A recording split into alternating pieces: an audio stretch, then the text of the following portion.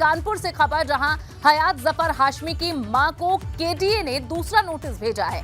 काकादेव हितकारी नगर में हयात जफर का पूर्वांचल नाम से एक हॉस्टल है, जहां हयात जफर की मां के नाम से हॉस्टल चल रहा है। ध्वस्तीकरण से बचने के लिए केडीए ने मां के नाम से इसके अंदर एक मां के नाम से नक्शा दाखिल किया गया था। जवाब न देने पर अब हॉस्टल में ध्वस्तीकरण की कार्रवाई होगी। तो ये दूसरा नोटिस है जो जारी किया गया है। हयात जफर हाशमी की मां को केडीए ने ये दूसरा नोटिस जारी किया है।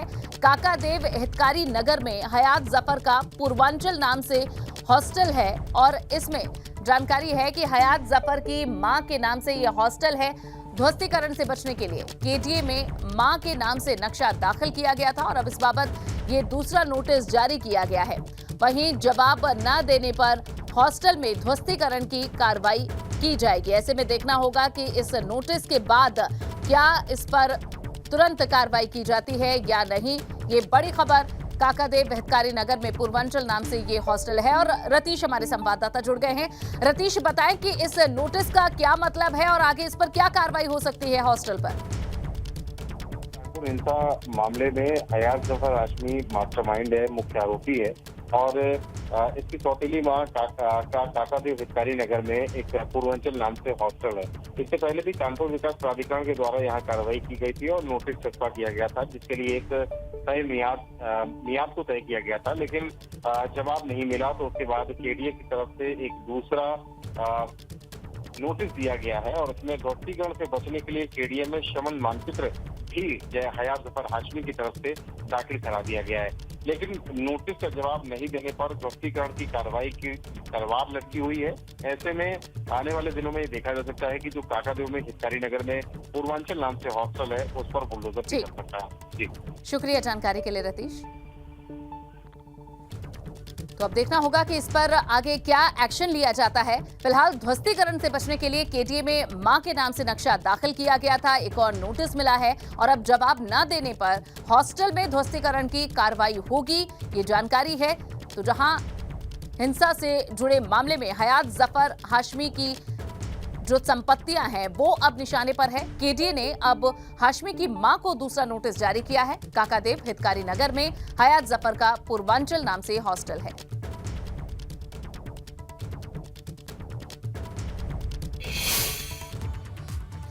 मुलायम सिंह यादव की पत्नी साधना गुप्ता का आज लखनऊ में अंतिम संस्कार किया जाएगा। लखनऊ में आज अंतिम संस्कार होगा। आपको बता दें कि मुलायम सिंह यादव की पत्नी साधना गुप्ता शनिवार को गुरुग्राम स्थित मेदांता अस्पताल में उनके निधन की सूचना आई, जहां साधना गुप्ता पिछले कई दिनों से बीमार थीं। साधना गुप्ता के पार्थिव शरीर को कल गुरुग्राम से लखनऊ लाया गया और आज उनका अंतिम संस्कार किया जाएगा। जहां मुलायम सिंह यादव के परिवार के लिए बेहद दुखद ये पल हैं। आज साधना गुप्ता का अंतिम संस्कार होगा। अखिलेश यादव भी मुलायम सिंह यादव के आवास पर मौजूद हैं। फेफड़ों में संक्रमण के चलते उनका निधन हुआ है। काफी समय से वे अस्पताल में भर्ती थी। उन्हें अलग अलग कई बीमारियों से वे घिरी हुई थी और कल उनका निधन हुआ गुरुग्राम के मेदांता अस्पताल में। मुलायम सिंह यादव उस दौरान अस्पताल में उनसे मिलने भी गए थे और आज उनका अंतिम संस्कार लखनऊ में होगा। उधर सपा नेता रामगोपाल यादव मुलायम सिंह यादव के आवास पर पहुंच चुके हैं। उन्होंने निधन पर शोक जताया है। उन्होंने कहा कि पूरे परिवार के लिए ये दुख की घड़ी है। की घड़ी है, परिवार के लिए भी, पार्टी के लिए भी। स्वाभाविक है। अभी कितने बजे यहाँ से शव यात्रा निकलेगी? 2 बजे। 2 बजे के आसपास। नेताजी हैं अभी आवास में ही? वहीं नेताजी हैं। देखिए, प्रोफेसर रामगोपाल यादव वो भी संवेदना व्यक्त करके आ रहे हैं और कह रहे हैं कि बहुत दुख की घड़ी है पूरे परिवार के लिए, पार्टी के लिए, और साफ तौर पर कह रहे हैं कि नेताजी भी हॉल में ही मौजूद हैं और दोपहर 2 बजे जो है वो जो अंतिम यात्रा है वो निकलेगी। सब लोग पिपरा घाट पर जाएंगे और वहीं पर अंतिम संस्कार किया जाएगा। कैमरा जितेंद्र के साथ अनवर शुक्ला, एपी गंगा, लखनऊ। वहीं सपा नेता राम गोविंद चौधरी और अवधेश प्रसाद ने भी साधना गुप्ता के निधन पर दुख जताया है। नेताजी अभी अंदर हैं और ये बहुत दुखद घटना है।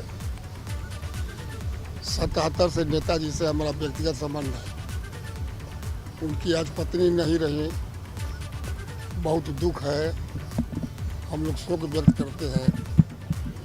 और नेताजी को इतनी शक्ति उस परिवार को भगवान दे कि इस दुखद समय को सहन कर सके और भगवान इनको अपने चरणों में स्थान दे। साधना जी हमारे बीच में नहीं, हम समाजवादी पार्टी के लोग, इनका एक बहुत बड़ा परिवार आज नहीं है। उनके निधन से हम सभी लोग बहुत, साधना जी का योगदान समाजवादी पार्टी को बढ़ाने में और माननीय नेताजी को ऊंचाइयों पर पहुंचाने में बड़ा ही योगदान रहा है। और अनुभव शुक्ला हमारे संवाददाता लखनऊ से हमारे साथ जुड़ चुके हैं, सीधा उन्हीं का रुख करेंगे, आगे की जानकारी उन्हीं से लेंगे। अनुभव, कई नेताओं को हमने सुना है, और बताएं कि अंदर और कौन कौन से नेता अपनी संवेदनाएं व्यक्त करने के लिए गए हैं और कब अंतिम संस्कार के लिए समय तय है, कब यहां से उनके पार्थिव शरीर को ले जाया जाएगा? देखिए, बिल्कुल तस्वीरें हम आपको सीधे दिखाएं। मुलायम सिंह यादव का जो आवास है ये विक्रमादित्य मार्ग पर, और ये सामने आप जो देख रहे हैं ये जो दरवाज़ा है, इसी से बिल्कुल जब आप बाईं तरफ मुड़ेंगे तो एक हॉल है, और वहीं हॉल में जो पार्थिव शरीर है वो रखा हुआ है। शिवपाल यादव भी बैठे हुए हैं, अखिलेश यादव भी उसी हॉल में बैठे हुए हैं, पार्टी के जो तमाम बड़े नेता हैं, माता प्रसाद पांडे भी अंदर मौजूद थे, बलराम यादव भी मौजूद थे, और राजू यादव जो पूर्व विधायक हैं वो भी अभी संवेदना व्यक्त करके आए हैं। पार्टी के जो विधायक कठेरिया हैं वो भी यहाँ पर मौजूद हैं। राजू जी, बहुत दुख की बात है, ना केवल मुलायम सिंह यादव के लिए, पूरे परिवार और समाजवादी पार्टी के लिए। हाँ, बहुत दुख की घड़ी है। हम सभी कार्यकर्ता दिवंगत आत्मा की शांति के लिए प्रार्थना करने आए हैं और परिवार को शोक संवेदना व्यक्त करने के लिए मैनपुरी से काफ़ी संख्या में लोग आए हैं। बड़े पैमाने पर लोग मैनपुरी से आए हैं। ये सब मैनपुरी के ही लोग हैं, विधायक जी हैं, नेताजी के प्रतिनिधि हैं। आप भी अंदर, आपने अंतिम दर्शन किए, श्रद्धांजलि? अंतिम दर्शन किए, और निश्चित आज हम सभी परिवारीजन बहुत दुखी हैं और बहुत दुख का समय है और सभी लोग बहुत दुखी हैं। कितने बजे जी, कितने बजे अंतिम संस्कार अभी होगा? 1 बजे के बाद। ये तो बहुत दुख की घड़ी है इटावा मैनपुरी के लोगों के लिए, पूरे समाजवादी परिवार के लिए। हाँ, बहुत दुख की घड़ी है ये, और हम लोग सब जो है उन्हें श्रद्धांजलि देने आए हैं। हम लोगों के जो है इस समय सब जो है इस दुख में सम्मिलित हैं। तमाम सारे जो लोग हैं, पूर्व विधायक हैं, प्रतिनिधि हैं, मैनपुरी के लोग हैं, इटावा के लोग हैं, और अभी थोड़ी देर में मुख्यमंत्री योगी आदित्यनाथ भी यहाँ पहुँचेंगे, क्योंकि ये जो सामने की तरफ का रास्ता है ये अगर आपको दिखाएं तो यह बंद कर दिया गया है, बैरिकेडिंग कर दी गई है और आने जाने पर अब रोक लगा दी गई है। और दूसरा, एक और जानकारी अपने दर्शकों को दे दें, पहले जो हम कहें कि अंतिम यात्रा इस रास्ते से निकलनी थी, ये जो रास्ता सीधे पिपरा घाट जाता है, तो अब उसमें थोड़ा सा फेरबदल हुआ है। फेरबदल इसलिए हुआ है कि उस रास्ते में एक रेलवे क्रॉसिंग पड़ती है और वो समय समय पर बंद रहती है, इसलिए ये अब परिवर्तन हुआ है कि ये जो रास्ता पीछे बिल्कुल आवाज़ से सटा हुआ है, इसी रास्ते से जो शव वाहन है उस पर हम कहें तो पार्थिव शरीर इसी रास्ते से जाएगा और पिपरा घाट तक जाएगा। यहाँ से तकरीबन बमुश्किल दूरी 2.5-3 किलोमीटर की होगी, और तकरीबन 1 बजे के आसपास यहाँ अगर हम कहें तो जो शव यात्रा है वो निकलेगी। हालांकि प्रोफेसर रामगोपाल यादव का तो कहना है कि 2 बजे जो है वो अंतिम संस्कार किया जाएगा, पर अब इंतज़ार मुख्यमंत्री योगी आदित्यनाथ का हो रहा है। देखिए, कुछ कार्यकर्ता अभी भी जो भीतर जा रहे हैं और वो श्रद्धांजलि अर्पित करके निकल रहे हैं, लेकिन परिवार के लोग खासतौर से, चाहे हम बात करें अन्य लोगों की, क्योंकि इटावा से भी बहुत सारे लोग आए हैं, तो वो लोग तो सुबह ही आ गए थे और वो अभी भी भीतर मौजूद हैं। अब मुख्यमंत्री योगी आदित्यनाथ थोड़ी देर में यहाँ पहुँचने वाले हैं, इसीलिए सुरक्षा के इंतज़ाम जो हैं वो भी काफ़ी बढ़ा दिए गए हैं। बिल्कुल, और अनुभव, तस्वीरें तो हम देख रहे हैं। ये भी बताएं कि ये जो परिवार था, कई अन्य राजनीतिक दल हैं जिनके बहुत अच्छे संबंध थे, और न सिर्फ राजनीतिक संबंध बल्कि पारिवारिक संबंध भी हैं, और वो हम बखूबी जानते हैं। तो क्या वहाँ से भी कुछ लोग आने वाले हैं, वे भी अपनी संवेदनाएं यहाँ व्यक्त करेंगे? देखिए, कुछ लोग तो ज़रूर आए थे, और चूंकि वो उनकी गाड़ियों को, जो लोग हैं विधायक वगैरह, उनकी गाड़ियां तो बाहर रुक जा रही हैं, लेकिन जो परिवार के लोग हैं उनकी गाड़ियां भीतर जा रही हैं और वो सीधे घर के भीतर ही जा रहे हैं। तो वहाँ से भी लोग आए थे, परिवार के लोग आए थे, कुछ महिलाएं जो हैं वो सुबह के वक्त ही पहुँच गई थी, और चूँकि अपर्णा यादव भी हम आप बता दें कि अंदर भीतर ही मौजूद हैं और सारा जो इंतज़ाम है वो देख रही हैं, क्योंकि जब मैं खुद अंदर गया, भीतर गया, तो अपर्णा यादव भी मिली और सारी चीज़ें बिल्कुल ठीक ठीक तरीके से हो, हर चीज़ ठीक ढंग से हो, इसको वो देख रही हैं पूरी जिम्मेदारी के साथ और लगातार इसी वो निर्देश भी दे रही हैं कि किस तरीके से सारी चीज़ें करनी है। लेकिन परिवार की जो देखिए जो हॉल हमने बताया है, परिवार की जो तमाम महिलाएं हैं वो वहीं उसी हॉल में बैठी हुई हैं। अखिलेश यादव बैठे हुए हैं और उनके अगर हम कहें 3 कुर्सी छोड़कर शिवपाल यादव बैठे हुए हैं। फिर पार्टी के कुछ वरिष्ठ जो नेता हैं वो बैठे हुए हैं। जैसे हम मैं जब खुद भीतर गया तब माता प्रसाद पांडे भी वहाँ मौजूद थे, बलराम यादव भी मौजूद थे, अखिलेश यादव बैठे हुए थे और बगल की कुर्सी पर अगर कहें तो पार्टी के एक अन्य विधायक बैठे हुए थे और 2 कुर्सी छोड़कर शिवपाल यादव बैठे हुए थे। प्रोफेसर रामगोपाल यादव जरूर थोड़ी देर भीतर रहे और उसके बाद वो यहाँ से निकलकर पार्टी कार्यालय चले गए। तभी हमने उनसे बात किया। वो फिलहाल पार्टी कार्यालय पर बैठे हुए हैं। उनके जो बेटे हैं वो यहीं पर मौजूद हैं। इसके अलावा शिवपाल यादव के जो बेटे हैं आदित्य, वो भी गेट पर मौजूद हैं और जो कोई आ रहा है तो वो उनसे वहीं पर मिल रहे हैं। और धर्मेंद्र यादव और अनुराग यादव दोनों जो भाई हैं वो भी यहीं मौजूद हैं और जो भी परिवार के लोग आ रहे हैं उनको भीतर ले जा रहे हैं। और जो मुलायम सिंह यादव के छोटे भाई हैं अभयराम यादव, वो भी मौजूद थे, वो भी बैठे हुए हैं उसी हॉल में। तो कहीं ना कहीं पूरा परिवार जो है वो शोक संतप्त है और परिवार के लिए तो दुख की घड़ी है ही, लेकिन कहीं ना कहीं पार्टी के जो कार्यकर्ता हैं जो हमें सुबह से ही नज़र आ रहे हैं वो भी काफ़ी दुखी हैं। बिल्कुल बिल्कुल वो दिख रहा है। अनुभव, शुक्रिया फिलहाल जानकारी के लिए। आप खबर जोशीमठ से, जहां बद्रीनाथ हाईवे अब खुल गया है। यहाँ लामबगड़ नाले के पास ये बाधित था हाईवे, जिस पर सूचना है कि अब ये हाईवे खुल चुका है।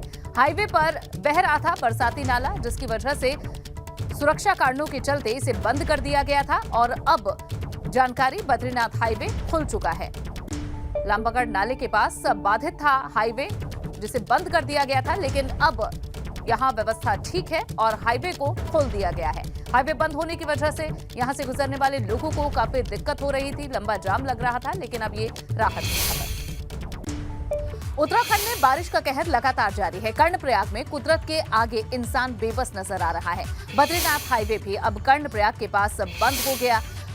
पहाड़ी से मलबा आने के बाद उमट्टा के पास हाईवे पूरी तरह से बाधित है, जिसकी वजह से सैकड़ों वाहन जाम में फंसे हैं। हालांकि प्रशासन हाईवे को खोलने के काम में जुटा हुआ है।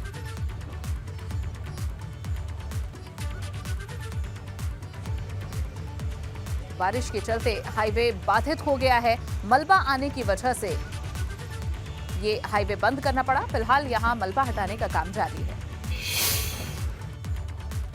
और अब बात करते हैं बकरीद की। आज देश भर में बकरीद का त्योहार मनाया जा रहा है। यूपी के अलग अलग जगहों पर भी सख्त सुरक्षा के बीच ये त्योहार मनाया जा रहा है। हम आपको यूपी के 8 शहरों की तस्वीर दिखाने जा रहे हैं, जिसमें आप देखेंगे कि कैसे यूपी में बकरीद की रौनक नजर आ रही है। ये अलग अलग तस्वीरें गोरखपुर की, गोंडा, प्रयागराज, आगरा, रामनगर, अलीगढ़, बिजनौर और आजमगढ़ की ये तस्वीरें, जहां सुबह सुबह नमाज अदा की गई, एक दूसरे को गले लगाकर ईद की मुबारकबाद दी गई। नमाज के बाद कुर्बानी की परंपरा है। बकरीद पर मस्जिदों में आज नमाज अदा की गई और पूरे शांतिपूर्ण तरीके से ये नमाज अदा हुई है।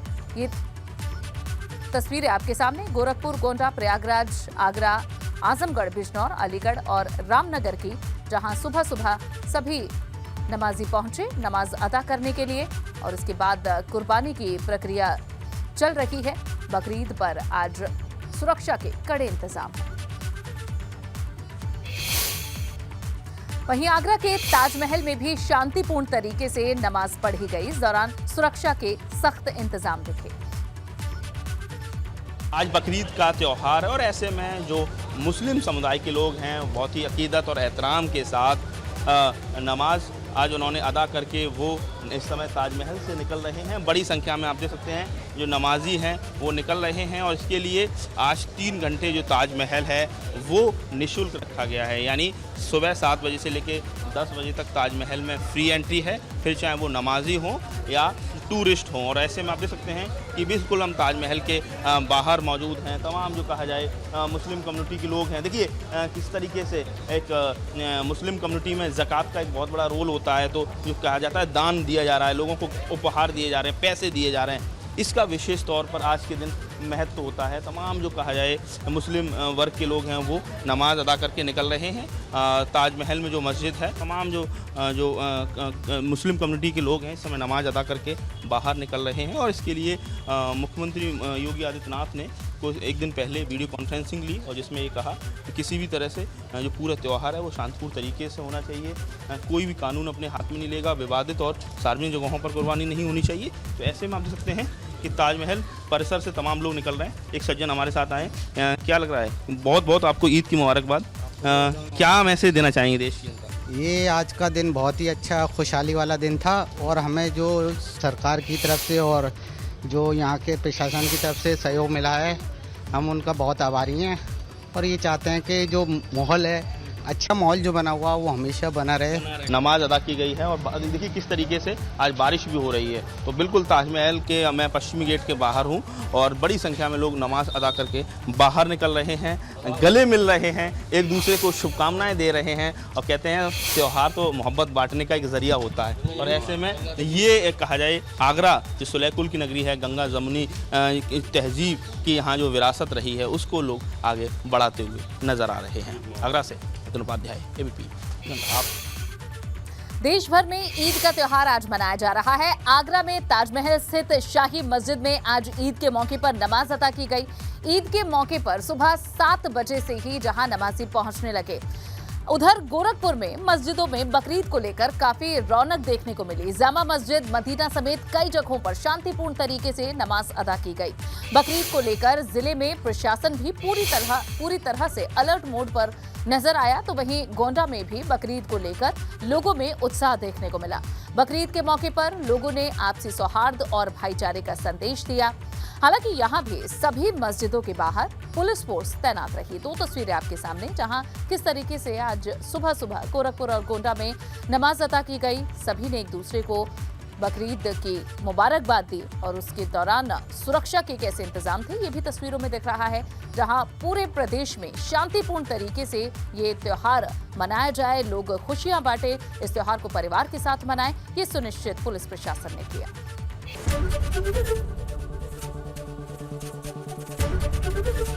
एबीपी गंगा, खबर आपकी, जुबान आपकी।